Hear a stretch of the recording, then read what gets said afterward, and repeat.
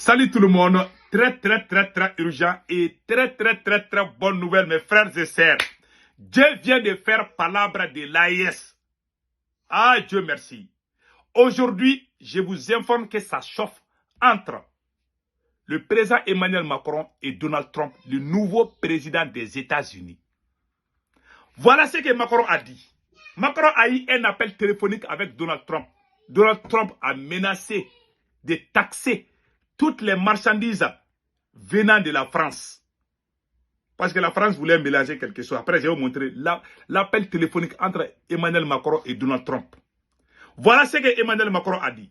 Par peur, Emmanuel Macron a appelé tous les Européens. Il les a dit, ah, si nous ne nous levons pas, c'est fini pour nous. Voilà ce que Emmanuel Macron a dit ici, lors de la rencontre avec les chefs d'État européens. Je n'ai pas envie de laisser l'Europe comme un formidable théâtre habité par les herbivores. Que des carnivores, selon leur agenda, viendront dévorer en déplaçant à Bundesca pour le sommet de la communauté politique européenne. Emmanuel Macron a appelé les Européens à défendre leurs intérêts face aux États-Unis et la Chine. Maintenant, il nous a oublié, il a oublié l'AES. Dieu lui a donné encore un lourd fardeau. C'est comme ça. Hein? Donc, écoutons Emmanuel Macron, ce qu'il a dit ici. C'est d'herbivores et de carnivores.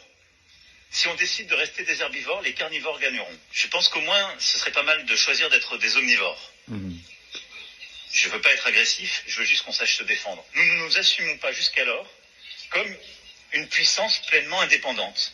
On pense qu'il faut déléguer notre géopolitique aux États-Unis d'Amérique, il faut déléguer notre modèle de croissance à nos clients chinois, il faut déléguer notre innovation technologique aux hyperscalers américains. C'est pas la meilleure idée. Voilà. Je pense qu'on peut reprendre le contrôle. Au fond, pour moi, c'est simple. Le monde est fait d'herbivores et de carnivores. Voilà. Si on décide de rester des herbivores, les carnivores gagneront. Voilà. Et nous serons un marché pour eux. Voilà. Je pense qu'au moins, ce serait pas mal de choisir d'être des omnivores. Voilà.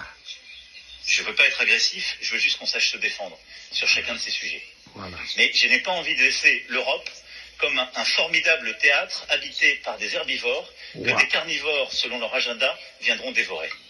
Assumons cela. Et je pense qu'en ce lendemain d'élection américaine, nous devons d'être lucides, ambitieux, déterminés sur l'agenda qui est le nôtre. Il est crédible, il est totalement faisable. C'est une question de volonté commune et de capacité à prendre conscience de ce que nous sommes. Voilà. Donc tout le monde a entendu. Tout le monde a entendu ce qu'il vient de dire. Voilà. Il y a eu un appel téléphonique entre Donald Trump et Emmanuel Macron. Écoutons cela aussi. Macron, vous connaissez Macron? C'est un type très gentil, vraiment très gentil. J'ai dit, Emmanuel, comment allez-vous? Il a dit, ça va. J'ai dit, j'ai entendu dire que vous alliez faire payer 25% aux entreprises américaines pour qu'elles fassent des affaires au Mexique. J'ai dit, non, vous n'allez pas faire ça, Emmanuel. Non, Donald, c'est déjà passé. Eh bien, vous feriez mieux de l'annuler, parce que si ce n'est pas le cas, vous allez payer des droits de douane de 100% sur tous les vins et champagnes expédiés aux États-Unis à partir de ce soir. Non, vous ne pouvez pas faire ça, Donald. Vous ne pouvez pas faire ça. En fait, je suis en train de signer tout de suite. Non. Ok, Donald, écoutez, nous n'allons pas le faire. Fin de l'histoire, c'était si facile. Donc voilà. Maintenant, écoutons la stratégie de Macron.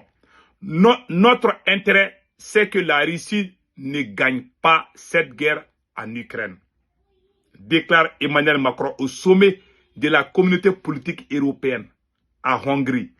Emmanuel Macron est dans tous ses États maintenant. Depuis que Donald Trump a gagné les élections aux États-Unis, Macron a eu la démangeaison. Il ne se sent plus, il a la diarrhée, c'est incroyable. Donc, je vous laisse écouter la stratégie qu'Emmanuel Macron est en train de mettre en place avec l'arrivée de Donald Trump. Donc, écoutons. La guerre est revenue sur le sol européen, en Ukraine. Des tensions et des conflits existent entre certains membres, Arménie et Azerbaïdjan. Nous avons des phénomènes qui bousculent nos sociétés, des grands risques terroristes qui ont touché beaucoup de nos pays encore ces derniers mois. Voilà. Nous avons tous à faire face à des phénomènes de migration illégale qui bousculent nos sociétés. Et en même temps, nous sommes des économies ouvertes qui, depuis des décennies, se sont construites sur un modèle d'ouverture dont on continuera à avoir besoin. Nous avons le défi évidemment climatique, technologique et une géopolitique, on le voit bien, où on a deux blocs, les États-Unis d'Amérique d'un côté et la Chine, qui avant tout recherchent leur intérêt propre. Voilà. Et décident d'être beaucoup moins, si je puis dire, et l'un et l'autre, complaisants avec les règles internationales. Ou en tout cas respectueux de ces derniers. Comme plusieurs, j'ai eu l'occasion hier d'avoir le président élu Donald Trump, qu'on est quelques-uns autour de cette table à avoir connu il y a 4 ans de cela, ses précédentes fonctions, je l'ai félicité, mais au fond, moi je trouve que notre rôle ici, ou au sein de l'Union européenne, c'est pas de commenter l'élection de Donald Trump, savoir si c'est bon ou pas bon. Il a été élu par le peuple américain. Et il va défendre l'intérêt des Américains. Voilà. Et c'est légitime et c'est une bonne chose.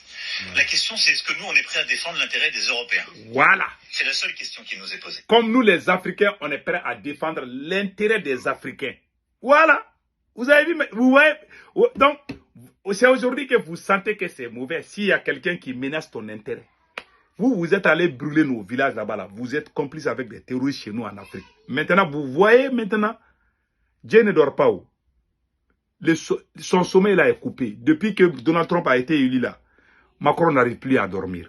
Je vous assure, ce monsieur, vraiment, il a de très sérieux problèmes actuellement. Écoutons les restes. Et moi, je pense que c'est notre priorité. Et donc, ça ne doit être ni dans un transatlantisme qui serait naïf, ni dans la remise en cause de nos alliances, ni non plus dans un nationalisme étriqué qui ne nous permettrait pas de relever ce défi face à la Chine et aux États-Unis d'Amérique. Voilà. Et donc, c'est un moment de l'histoire pour nous, Européens, qui est décisif. Au fond, la question qui nous est posée, voulons-nous lire l'histoire écrite par d'autres, les guerres lancées par Vladimir Poutine, les élections américaines, les choix faits par les Chinois en termes technologiques ou commerciaux, ou est-ce qu'on veut écrire l'histoire? Voilà. Et moi, je pense qu'on a une force pour l'écrire. Nos économies sont fortes, nos pays ont des systèmes de défense sophistiqués, et on représente quelque chose. L'Union européenne, c'est 440 millions d'habitants avec ses 27 pays, et la communauté politique européenne, c'est plus de 700 millions d'habitants. Waouh. Si on décide d'avoir conscience de ce qu'on représente géopolitiquement, commercialement, c'est une puissance inouïe. Il n'y a aucun marché de 700 millions d'habitants aussi uni par l'histoire, des intérêts, des valeurs que nous autour de cette table. Aucun. Voilà.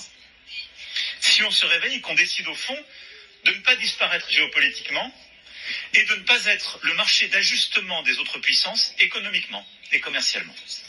Et donc pour moi ce moment c'est celui où on décide d'agir, de défendre nos intérêts nationaux et européens en même temps, de croire dans notre souveraineté, notre autonomie stratégique, et de dire au fond, on n'a pas envie simplement d'être des clients, d'être un marché qui est pris, de déléguer en fait à d'autres notre économie, nos choix technologiques ou notre sécurité, mais on veut pleinement se saisir de la question de la paix sur notre sol, de notre prospérité et de notre modèle démocratique. Voilà. C'est ça les 3 défis de la communauté politique européenne qu'on a à discuter ensemble. La paix, Volodymyr vient de le dire, c'est aider l'Ukraine à résister face à la guerre d'agression russe. Il peut y avoir des différences de sensibilité autour de cette table.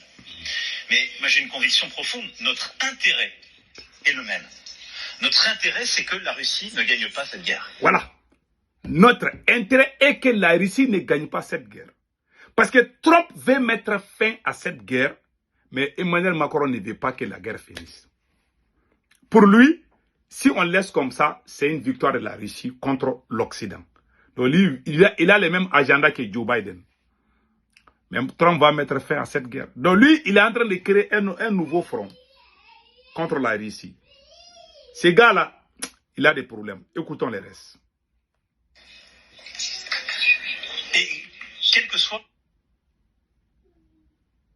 le choix technologique ou notre sécurité, mais on veut pleinement se saisir de la question de la paix sur notre sol, de notre prospérité et de notre modèle démocratique. Pour moi, c'est ça les 3 défis de la communauté politique européenne qu'on a à discuter ensemble. La paix, Volodymyr vient de le dire, c'est aider l'Ukraine à résister face à la guerre d'agression russe. Il peut y avoir des différences de sensibilité autour de cette table. Mais moi j'ai une conviction profonde, notre intérêt est le même. Notre intérêt, c'est que la Russie ne gagne pas cette guerre. Voilà. Et quel que soit, encore une fois, ce que pensent les uns les autres ici, ou les peuples, Parce que si elle gagne, ça veut dire qu'il y a à nos frontières une puissance impériale à laquelle on dit vous pouvez être expansionniste. Voilà. Vous voyez, la France, le Mali, les autorités maliennes ont appelé la France en 2013 pour nous aider à nous débarrasser des terroristes. C'est la France qui a amené des terroristes pour détruire le Mali. Maintenant, eux aussi, ils ont peur de la Russie aujourd'hui. Donc, vous voyez que c'est... Dieu ne dort pas où? Macron n'arrive plus à dormir. Maintenant, écoutons les restes. Pas qui peut être en tranquillité autour de cette table si on laisse faire ça.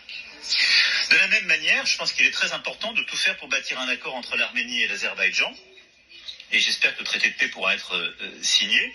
Et au fond, notre paix, notre sécurité, elle s'inscrit si nous, Européens, nous savons dire nous ne voulons plus d'impérialisme et nous ne voulons plus de révisionnisme des frontières sur notre continent. Et ce message est fondamental. Et c'est vraiment un message d'intérêt. Au-delà de ça, il y a bâtir notre Europe de la défense, faire de l'Europe un espace de sécurité. Alors, l'Union européenne a fait énormément de travail ces dernières années. On en a encore beaucoup à faire pour financer, pour construire. L'OTAN a évidemment un rôle pilier clé. Et au sein de l'OTAN, nous, Européens, nous voulons jouer notre rôle. Ce pilier européen de l'OTAN n'a rien à retrancher à l'Alliance, mais il est le fait qu'il y a eu un réveil stratégique que nous devons assumer de nous, Européens. On n'a pas à déléguer pour l'éternité notre sécurité aux Américains. Waouh! Vous voyez? Donc, parce que Donald Trump est venu, il sait que leur bêtise là, Trump ne va plus accepter ça. Donc, il est en train de faire campagne. Donc, pendant ces sommets-là, communauté politique européenne à Hongrie, il profite de ça pour unir les Européens, pour qu'ils continuent à piller l'Afrique, pour qu'ils continuent à faire leurs bêtises. Mais Trump n'est plus dans ça. C'est avec le vieux Joe Biden là que vous allez tout faire. Mais Trump là ne va plus accepter. Écoutons les restes. Et je crois que c'est important aussi d'envoyer le message que nous sommes maintenant des fournisseurs de solutions de sécurité. Et donc qu'on a autour de cette table, qu'on soit membre ou pas de l'Union européenne, eh bien, à produire, à assumer une préférence européenne dans cette production industrielle, à bâtir des choix, à s'appuyer sur l'interopérabilité de l'OTAN, mais aussi parfois accepter qu'on n'aura pas toujours le même agenda que nos alliés. Ce qui ne remet pas en cause ces alliances, mais de dire que nous avons des solutions. Que nous n'avons pas les mêmes idées comme d'autres, certains de nos alliés. Donc, ça veut dire que les États-Unis de Trump, ça veut dire que Trump ne va pas accepter. Parce qu'ils sont habitués aux conneries là. Trump ne va plus accepter. Donc, il est en train de bien préparer mentalement les autres pays européens. Donc, pour qu'ils continuent, pour qu'ils s'unissent et puis continuent à piller les autres pays. Écoutons les restes. De sécurité à apporter, tout particulièrement à notre voisinage. Aujourd'hui sur le flanc Est, peut-être demain sur le flanc Sud, ou que sais-je.